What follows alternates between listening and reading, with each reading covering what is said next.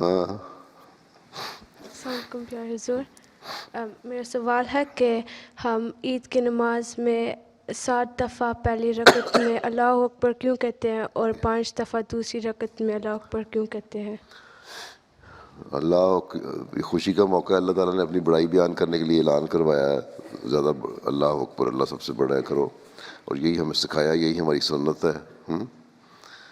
اور ہر نماز کے لیے مختلف طریقے ہیں.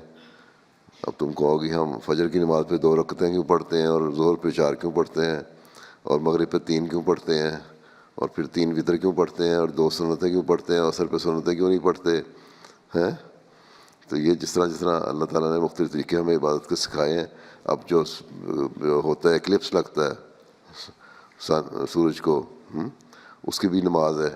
اس میں جو نماز ہے مختلف ہے، 1 دفعہ پہلے رکوع میں جاتے ہیں، پھر دوبارہ کھڑے ہو کے پھر دوبارہ سورت پڑھتے ہیں اور سورہ فاتحہ پڑھتے ہیں، پھر جاتے ہیں.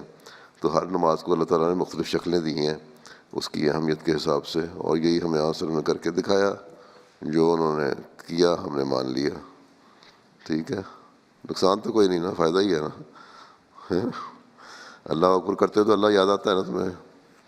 ٹھیک.